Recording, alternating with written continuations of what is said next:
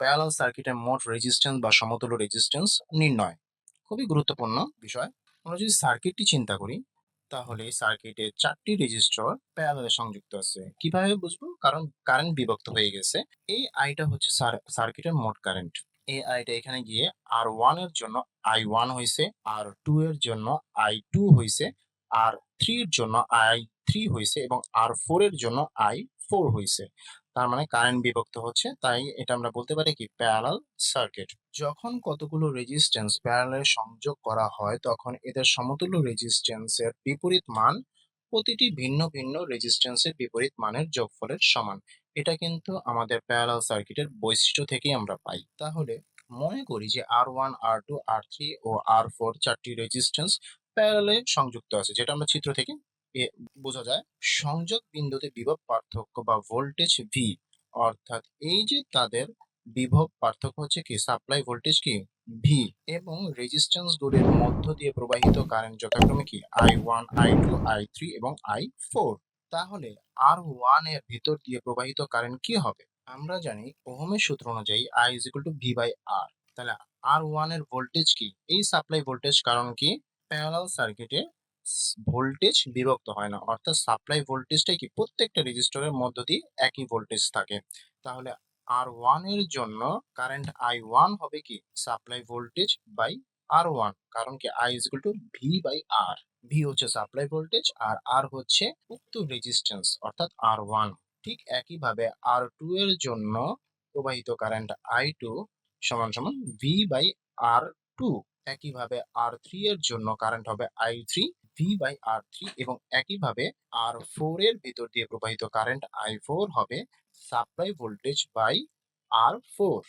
তাহলে সার্কিটের মোট কারেন্ট হচ্ছে উক্ত রেজিস্টরের মধ্য দিয়ে প্রবাহিত কারেন্টগুলোর যোগফলের সমান। তাহলে I সমান সমান I1 plus I2 plus I3 plus I4 হচ্ছে।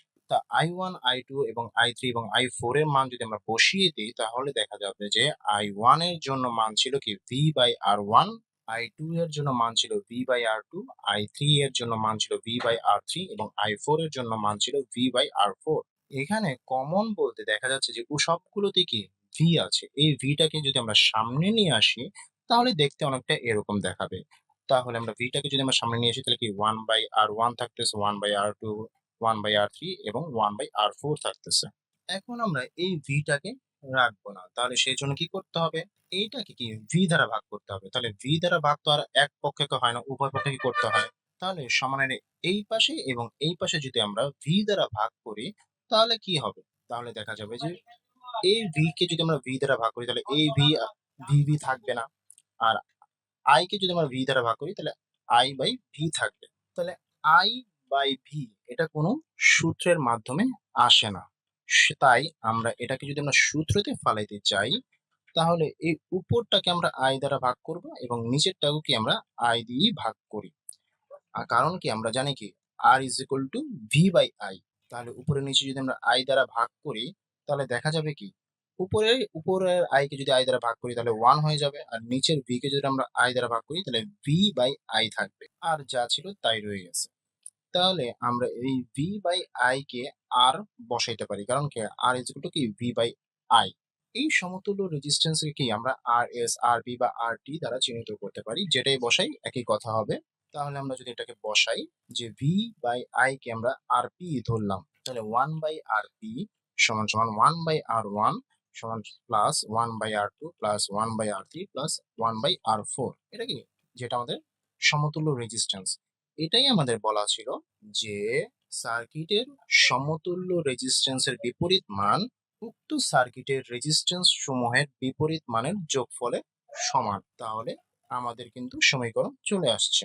এখানে 4টা রেজিস্টরের ক্ষেত্রে এরকম ছিল।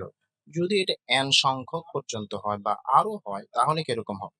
যদি n সংখ্যক রেজিস্ট্যান্স প্যারালালে যুক্ত থাকে তাহলে সমতুল্য রেজিস্ট্যান্স হবে 1/RP সমান সমান 1/R1 plus 1/R2 plus 1/R3 plus 1/R4 plus dot dot dot dot plus 1/RN, অর্থাৎ n সংখ্যক অসংখ্য রেজিস্ট্যান্স যদি এইভাবে থাকে এইভাবেই বসবে। এইটাকে আমরা আরো সহজভাবে বলতে পারি যে সমতুল্য রেজিস্ট্যান্স আরপি বা আরটি সমান সমান R1, এটাকে বলা হয় প্যারালাল চিহ্ন। প্যারালাল চিহ্ন R2, প্যারালাল চিহ্ন R3, প্যারালাল চিহ্ন R4, প্যারালাল চিহ্ন ডট ডট ডট প্যারালাল চিহ্ন Rn। এই যে দুইটা দাগ এটাকে কি প্যারালাল চিহ্ন বলা হয়।